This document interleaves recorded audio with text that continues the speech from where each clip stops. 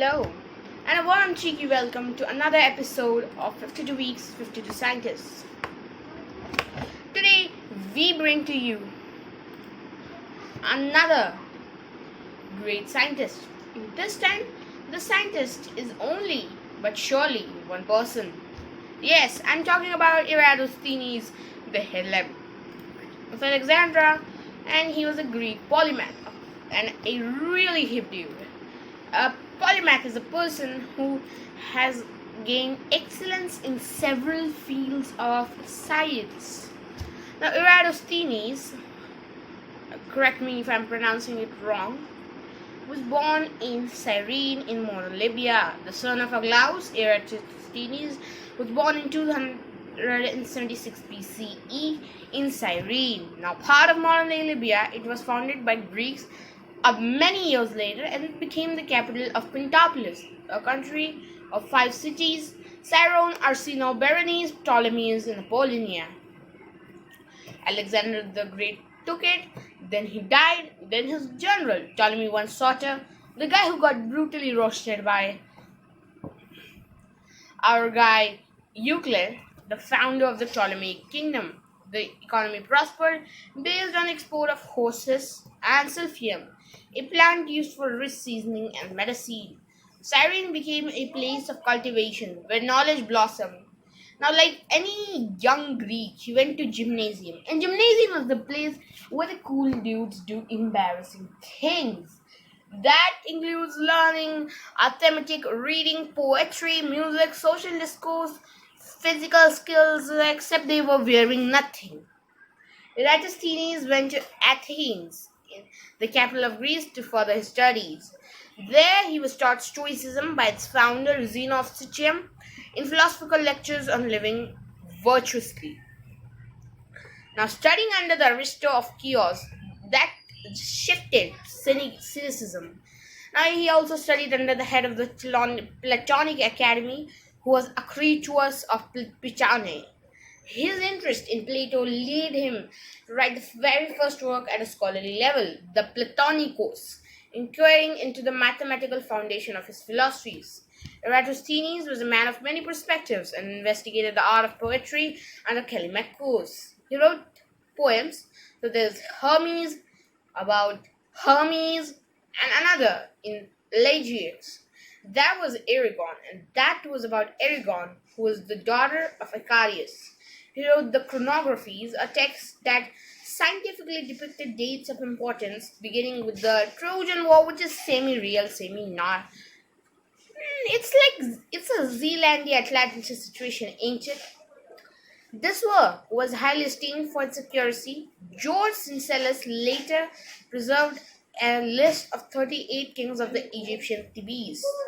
These works and his great poetic abilities led the pharaoh Ptolemy III Euergetes to seek to place him as the librarian at the Library of Alexandria.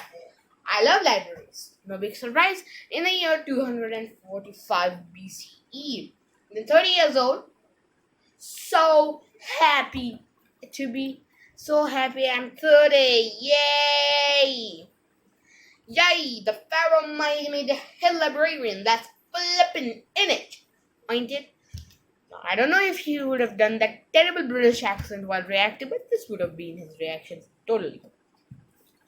Now, he accepted and he lived in Alexandria for the rest of his life.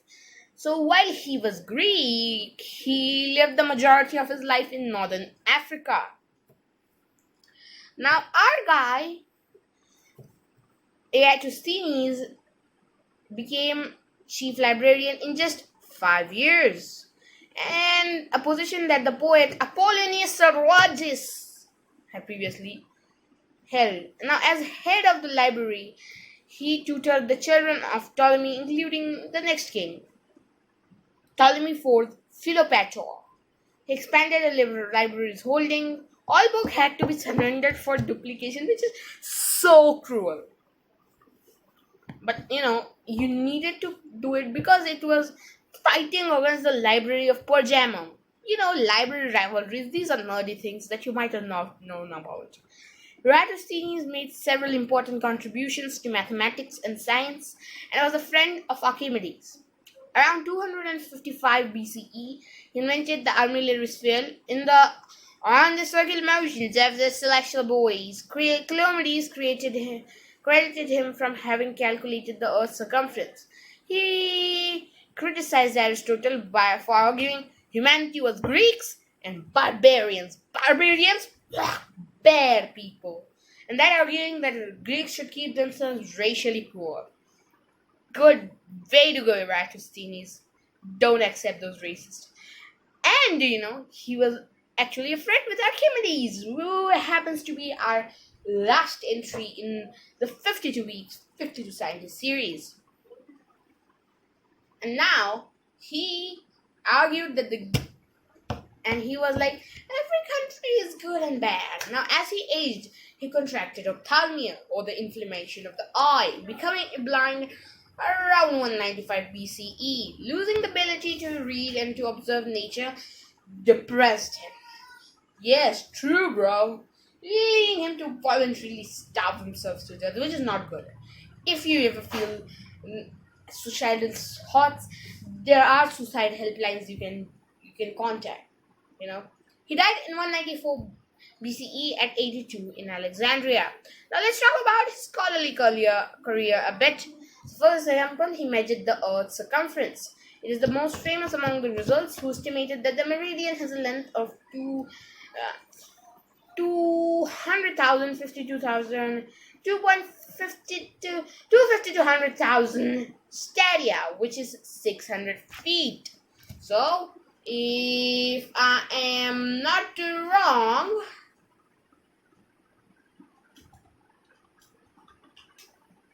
I need to give me a bit of conversion. Oh, whoa, that is crazy numbers, bro.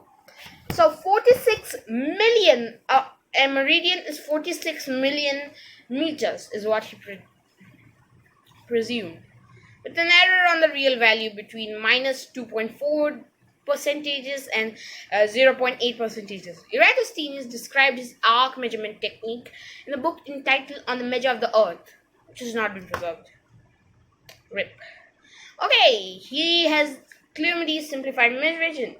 So now Cleomedes invited his reader to consider two Egyptian cities, Alexandria and Syene, which is modern Aswan.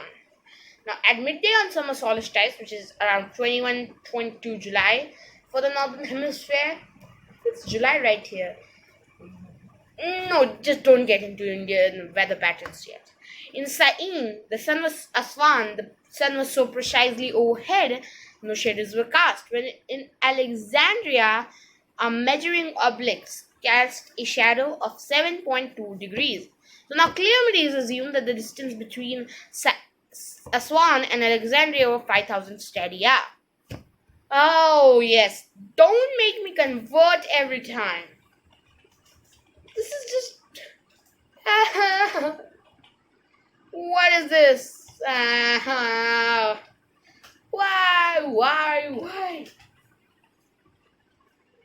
Okay, 610,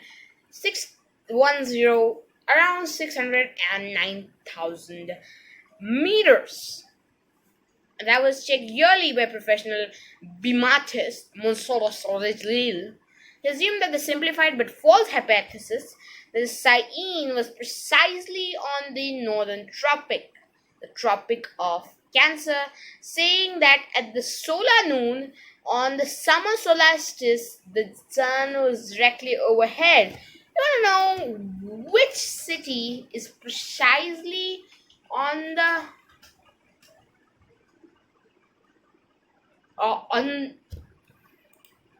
the Tropic of Cancer? Well, that answer is simple.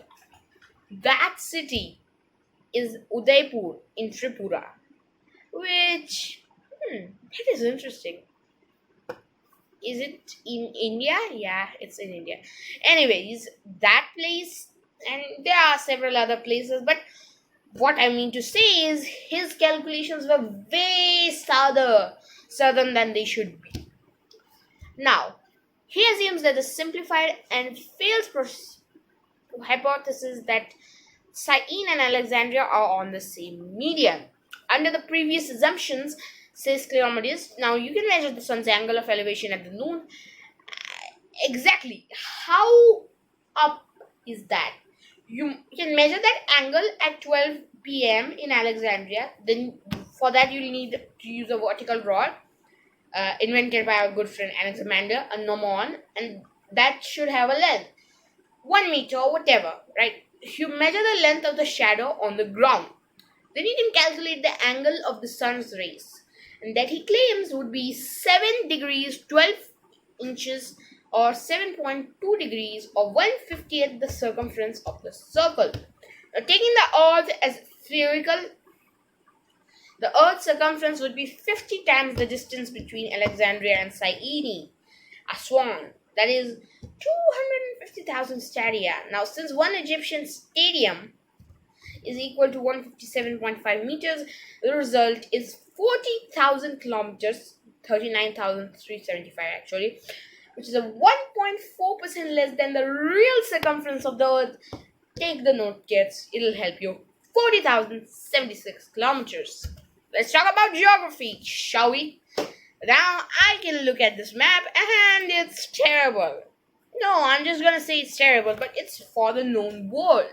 So the obvious discrepancy is that it abruptly ends at India, although there are a few small islands, but it mostly abruptly ends at India.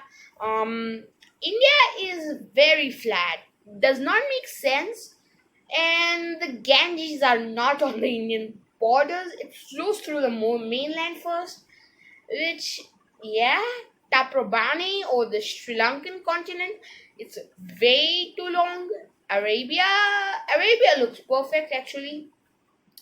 The Persian Gulf and Africa also has a good measurement. Most of my problem is with Asia, which is drawn poorly. Now moving on, we have Europe, where Britannia is way too long, and for some reason Italy is very bloated.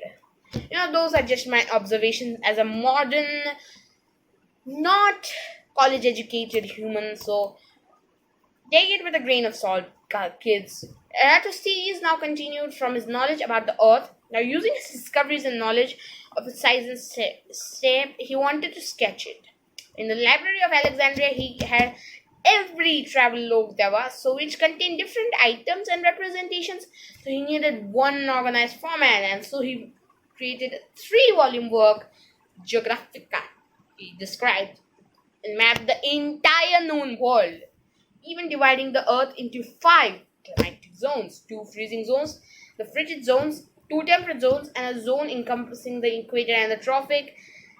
That is still taught to us in school these days. So there are the 2 frigid zones. You have the 2 temperate zones: north temperate, south temperate, north frigid, south frigid, and the tropics. I live in the tropics. He had invented geography. He created terminology that's still used today. He placed grids of overlapping lines over the surface of the earth. He used parallels and meridians. His geography has been lost to history, but fragments can be pieced together from other great historians like Gaius Plinius Secundus, which we will talk about, Polybius, Strabo, and Marcianus. Okay, those, how to pronounce Roman names. So he was like, Homer bad. Homer not giving accurate description. Homer is just another who wants to kill people, right? So he disapproved of Homer, and many believed Homer and Odyssey right. So that was a problem. Second book contains calculations, many calculations, and his third one has political geography. Anyways, he has been described by Pseudo-Lexicon as pentaltos, which can be translated as all-rounder. That's cricket position as well. Interesting. For he was skilled in a variety of things. He was a true polymath. He was nicknamed Beta by his friends because he was great at many things and tried to get his hands on every bit of information. Came second. Beta. That's a cruel nickname, guys. Eusebius or of Caesarea, in his Preparatio Evangelica, includes a brief chapter of 3 sentences on celestial distances. He states simply that Eratosthenes found the distance to the sun to be. I would like to pronounce this. So, give me a minute. It is literally stadion melodius tetrachosius kai okonomysterious. That is awkward to pronounce. It exactly means literally of stadia myriads 480,000 and it seems to be the moon to be 780,000 stadia. This expression for distance has been translated either as 4 million stadia or as 800 million stadia. And the edition of Edward this place dated 1974 to 1991, and the meaning depends on whether he meant 400 myriad plus 80,000 or 480,000 myriad. He calculated the sun's diameter.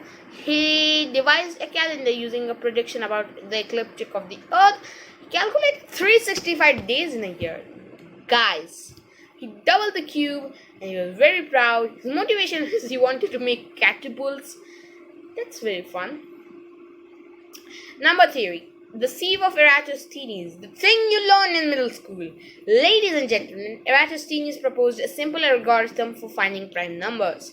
The algorithm is known in mathematics as the sieve of Eratosthenes. In mathematics, the sieve of Eratosthenes, one of the number of a prime number sieves, is a simple ancient algorithm for finding all prime numbers up to any given limit. Now, it does so by iteratively marking as composite, not prime, the multiples of each prime, starting with the multiples of 2. The multiples of a given prime are given generated starting from the prime and as a sequence. So basically 2. So 2, 4, 6, 8, anything that is divisible by 2, you're gonna cross it out. Then you do the same for 3, same for 4, same for 5, same for 6, same for 7, until you're left with just the prime numbers, and then you can write it down and you can do it with any numbers. Now, he was one of the most preeminent scholarly figures of this time and produced works covering the vast area of knowledge before and during his time. So, literary criticism, grammar, poetry, comedies, which I am bad at, geography, mathematics, philosophy, chronology, and others. Only fragments left after what? I get goosebumps. The destruction, robbery of Alexandria. I'm very angry at that. I'm gonna get you. Now, let's talk about his books. Platonicos, Hermes, Aragone, Chronographis, Olympic Victors, On the Measurement of the Earth, Geographica, Arsinoe, and that's a memoir of the Queen Arsinoe, which was lost. Then it was quoted by Athenaeus in the Deipnosophistae, Aristotle, concerning Aristotle of Chios' addiction to luxury. And this was also lost, and this was quoted by Athenaeus in the Deipnosophistae. That's bad. A fragmentary collection of Hellenistic myths about constellations called Castaresmi were attributed to him, perhaps to add its credibility. This was a long video. That's 20-ish minutes, I guess. Right. 20 minutes. 20 minutes, guys. 20 minutes. Anyways, thank you for viewing this video. Make sure you like, make sure you subscribe, make sure you do all the things. Tell me if there's something wrong. I am eager to know. For that, this is Sayyid Sadaman, and I want to beg your pardon. And yeah, do all of these things. I beg your pardon. Bye-bye.